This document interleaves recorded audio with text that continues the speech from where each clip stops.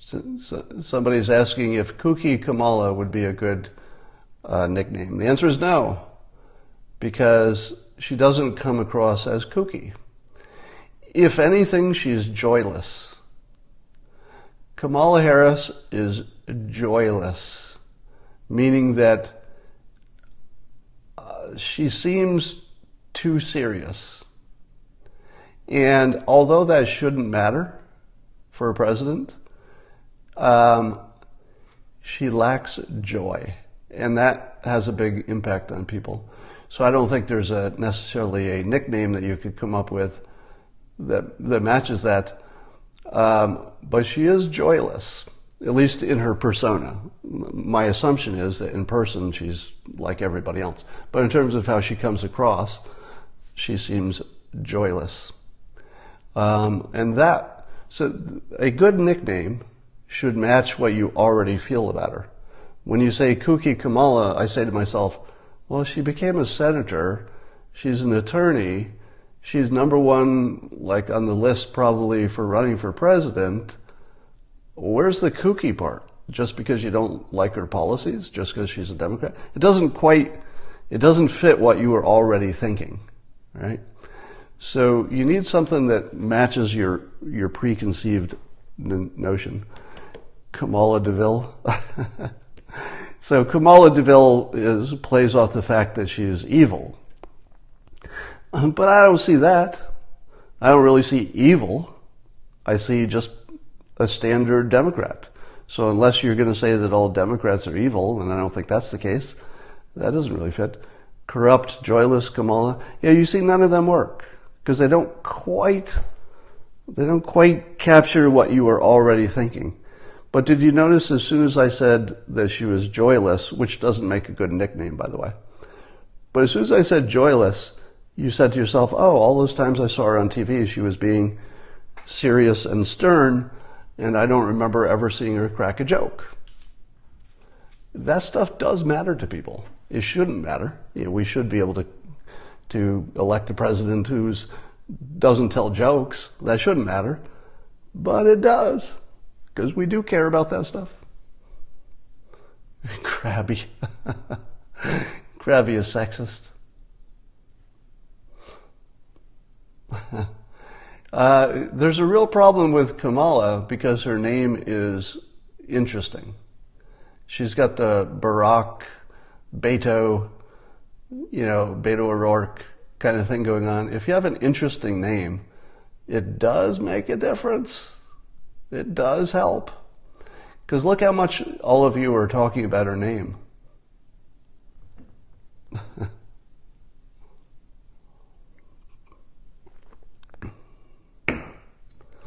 Somebody said, what is Tom Steyer's nickname?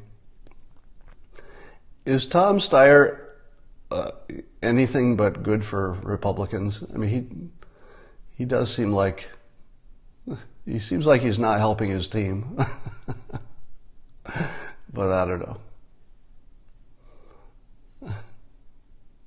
What makes a good nickname? So what makes a good nickname is if you're reminded of it, it fits what you already thought about them, and especially if there's a physicality to it. So low energy Jeb was good because every time you saw him, you were reminded of his low energy.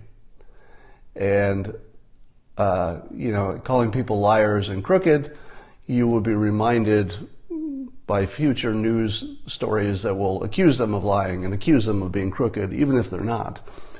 So you could be sure that confirmation bias would make the name stronger. So you want something that's physical and would be reminded on a regular basis. So here's the reason that joyless would be such a strong one. And this is another classic Trump technique. And I hesitate to tell you this because it's so dickish, but it's so effective. What the president does is he trash talks opponents in a way that will cause them to try to change what they do, but in a funny way. So, for example, if you tell Marco Rubio that he sweats too much, the next time he's in public, all he's going to be thinking about is whether he's sweating too much or whether he's drinking too much water. So it's not just an ordinary insult, it's one that would get into their heads. So if, for example, you said Kamala is joyless, and let's say that started catching on and people started saying that, what would she do? Well, she'd probably have to try to be more light, more funny. But here's the catch. People who can do that easily are already doing it. In other words, if you're good at being funny, you're already doing it. If you're good at being lighthearted, you're already doing it. The fact that she doesn't do it and plays things quite seriously in public probably, not necessarily, but probably suggests she's not good at it. In other words, her public sense of humor is not as advanced as other people who are, public figures, just have good public senses of humor. Not everybody has that. It's fairly rare, actually. So if she was forced into trying to get rid of that nickname, that she's joyless, she would have to force herself to tell a joke or, be more lighthearted, and it might not land, and it might just reinforce that she's not good at it, which would be, that's the trash talking your sports opponent method. You want your sports opponent to try to adjust to make the nickname go away. So if you said, for example, let's say you were on a baseball team and you wanted to get in the pitcher's head, the pitcher on the opposing side.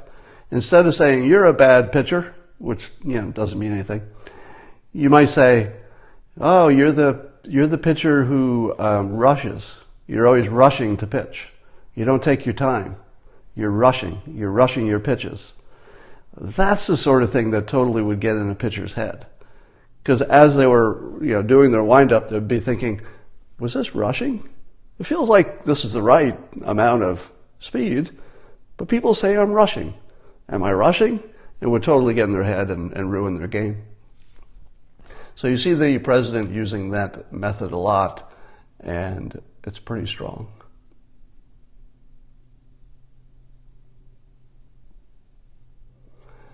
Are you saying she has a deficit?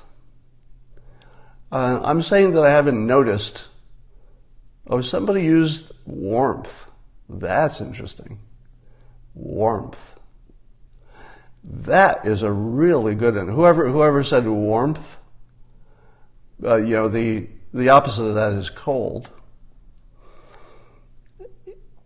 Cold Kamala. Remember when the Democrats started calling it, mostly Hillary Clinton, and then everybody started saying that Trump was dark? Because dark is a word you don't see in politics, and it captured everybody's bad feelings so that they could all be right about whatever it was they were worrying about. You could use the same technique by calling Kamala cold. What does that even mean? What does it mean to be cold? Here's the great part. Nobody likes cold, and it means whatever you want it to mean. And when you watched Kamala in person, you'd say to yourself, is she being warm?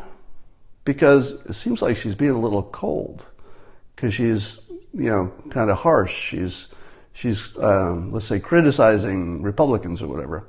So that's the sort of insult that would have tremendous power.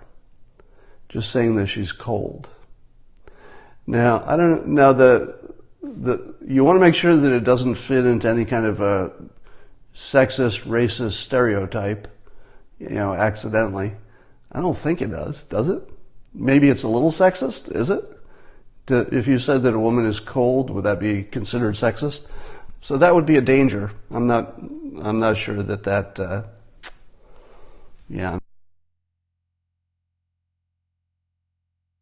I'm just not any sexist accusations, but it's a good example of what I mean. Yeah, so before I was saying that she was joyless, but compare that to cold.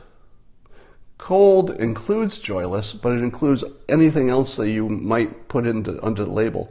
So cold is really, really strong. Joyless is okay. Cold is nuclear.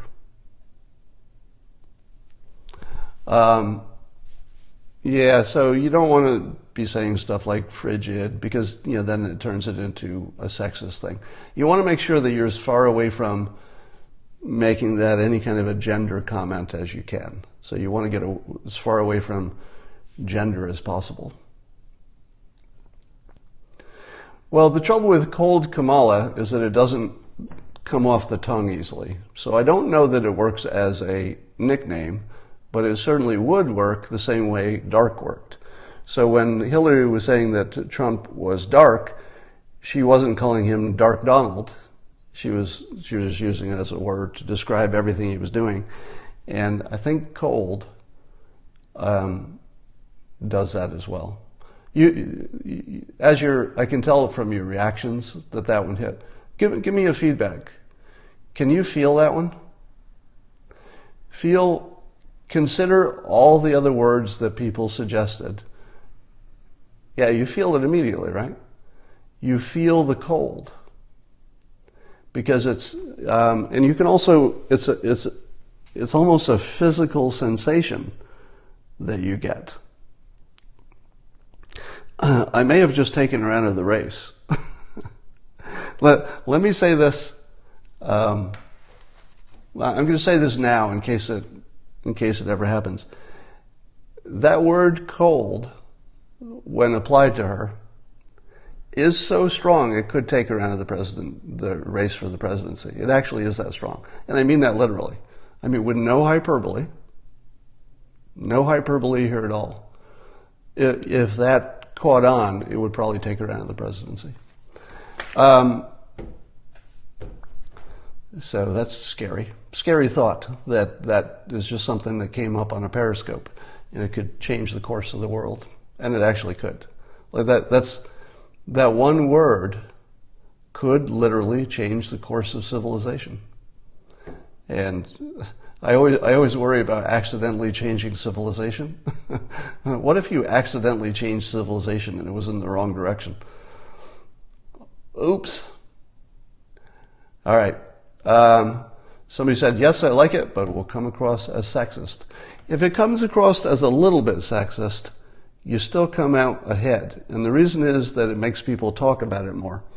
So if people are talking about it more, like, hey, you called a woman cold, that's sexist, it might actually make it stronger. That's what George Lakoff was saying. And by the way, I tweeted an article by George Lakoff. He's a linguist, expert in linguistics, and he was talking about how when you criticize the president, you're just boosting his signal because you're criticizing his message, which necessarily makes you talk about the message. If somebody said, hey, that cold Kamala thing sounds a little bit sexist, well, they'd have to work at it a little bit, right? It's not over the top, obviously sexist. So you'd have to connect some dots and you'd have to work a little bit to make that sound sexist. A little bit. But that makes you focus on it more. So the more they complained about it being a little bit sexist, the stronger the message gets. So it's sort of invulnerable that way. All right. I'm going to talk to you later. And I hope you enjoyed today's Periscope. Bye.